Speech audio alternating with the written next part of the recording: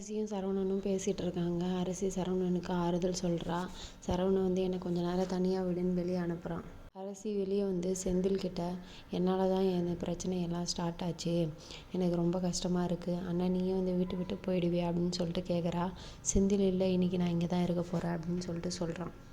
மயில் வீட்டில் மயில் அவங்க அப்பா சாப்பாடு வாங்கிட்டு வந்து சாப்பிட சொல்கிறாங்க. மயிலுக்கும் அவங்க அம்மாவுக்கும் சண்டை வருது. உன்னால தாம்மா எல்லா பிரச்சனையும், நான் எங்கள் வீட்டுக்கு போகணும் அப்படின்னு சொல்லிட்டு கேட்குறா. நான் என்னடி பண்ணேன் அப்படின்னு சொல்லிட்டு தங்கமயிலோட அம்மா கேட்குறாங்க.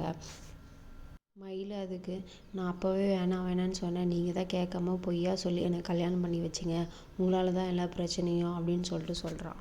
மயிலோட தங்கச்சி சுடர்கிட்ட, சுடர் நீயும் இவங்க பேச்சை கேட்டு கல்யாணம்லாம் பண்ணிக்காத, இவங்க சொல்கிறது எல்லாமே பொய், ஊர் உலகத்தில் இருக்க அப்பா அம்மா தான் வந்து நல்லது பண்ணுவாங்க, ஆனால் இவங்க நமக்கு கெட்டது தான் பண்ணுவாங்க, இவங்க பேச்சு நீ கேட்டு நீயும் கல்யாணம் பண்ணிக்காத அப்படின்னு சொல்லிட்டு சொல்கிறா. என்னை கொஞ்சம் நேரம் தனியாக விடுங்கன்னு கத்துறா மயில். எல்லோரும் ரூம் விட்டு வெளியே போகிறாங்க. மயில் அழுதுகிட்டே இருக்கா.